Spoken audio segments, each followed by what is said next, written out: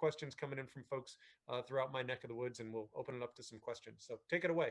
Absolutely. Hey, thanks so much, Congressman. Great to see you. And as you said, I hope everybody who's participating is staying healthy during this challenging time.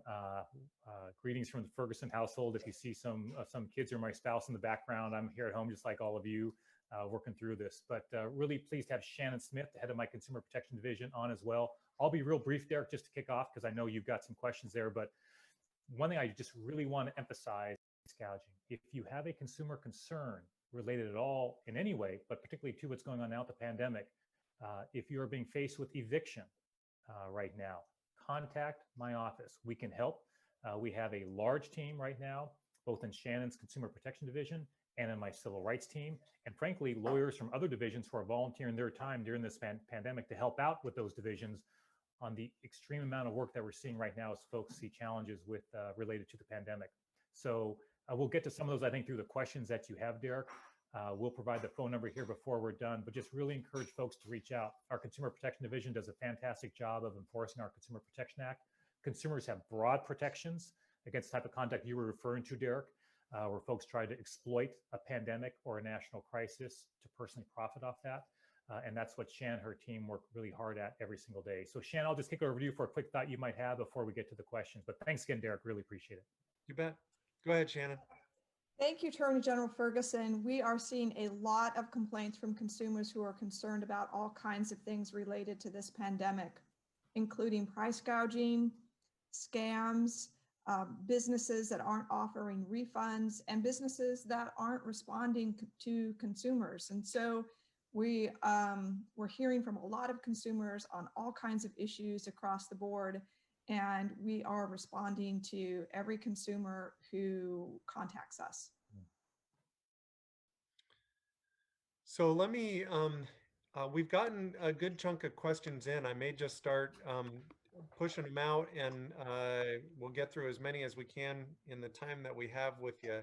One of the questions we have, and I think Samuel's on Facebook Live here, and submitted a question through Twitter as well. And the question was, with the recent rise in reports and claims against companies funded by people or third parties allegedly scamming their consumers, is there any preventive measures to safeguard against these scams where the consumer is set back from their investments?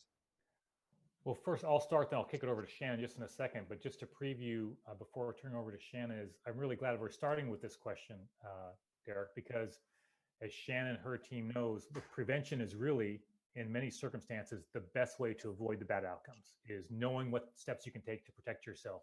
And so we spend a lot of time out in the community working with all kinds of organizations like the AARP, for example, to educate folks about what they can do to prevent having a bad outcome in the first place. Shannon, are there any particular tips you can offer, and then also maybe refer them to our website where I know we have more helpful information as well? Yes, and particularly with respect to crowdfunding and consumer-funded issues, it's important to remember that those platforms and those investments, if you will, are subject to the Consumer Protection Act, just like every other business. So when we see unfair, deceptive practices happening on a crowdfunding platform, we can and will take action against those crowdfunders. We've done that in the past. We stand ready to do that again. And with respect to prevention, it's important to read everything before you donate money. And it's important to always put on a bit of skepticism, because if something looks too good to be true, it probably is. And do your research before you invest any money. Does it look like it's something that's plausible? Does it look like it's realistic? Does it look like it could really happen?